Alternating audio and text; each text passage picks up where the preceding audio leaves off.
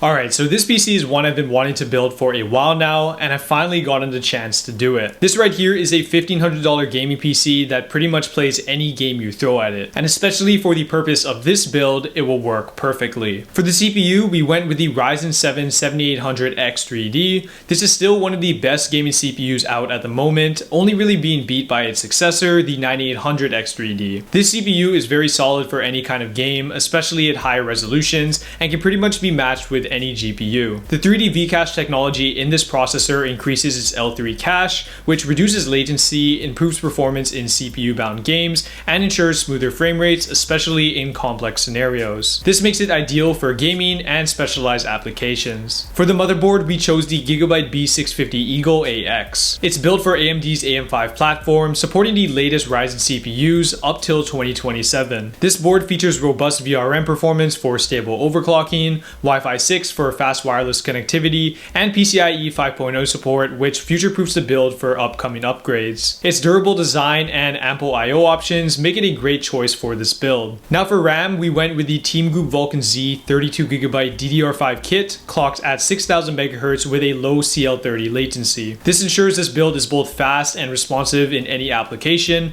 and with 32GB of memory, multitasking, gaming, and running demanding applications like simulators or editing software will be a breeze. The high clock speed and low latency ensure peak performance, especially in memory-intensive scenarios. To cool the Ryzen 7800X3D, we chose the DeepCool AK500. This single tower air cooler offers excellent thermal performance thanks to its 5 heat pipes and large heatsink. And despite being budget friendly, it handles the 7800X3D with ease, as this CPU is surprisingly efficient and easy to cool compared to other high performance chips. The AK500 ensures low temperature and quiet operation, making it a fantastic value option that doesn't compromise on performance. For the storage, we went with the Kingston NV3 1TB NVMe SSD. This drive provides reliable performance and fast read and write speeds, making it a great option for quick boot times, seamless game loading, and smooth performance in day-to-day tasks. With 1 TB of space, it's going to be ideal for storing a decent amount of games, applications, and any essential files needed. Now for the case, we went with the Montech X3. Although it's a cheaper case and not our first choice, we needed something quick and readily available that would arrive on time for this build. So despite its price, the X3 still offers decent airflow with its included fans and has a clean, minimalist look. It gets the job done for this project while staying within budget and the timeline that I had. As for the power supply, we chose the Sama XP850W.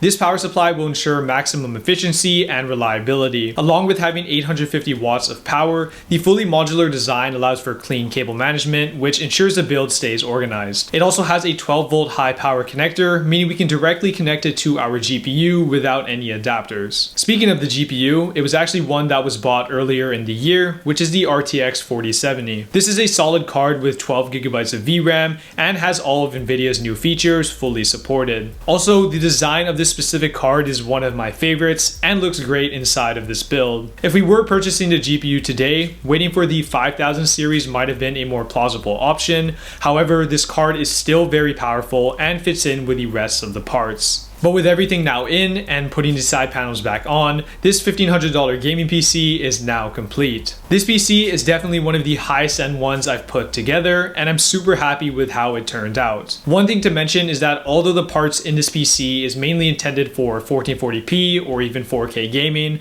I actually don't have a high resolution monitor to test the parts on. Also, I had a pretty quick turnaround for this build, so I didn't really have the chance to purchase one for this video. The main purpose of this build is actually for a golf simulator, so typical games will not be played on this PC at all. So for the benchmarks, I did have to run it at 1080p, which I will apologize for in advance. But now let's get into it.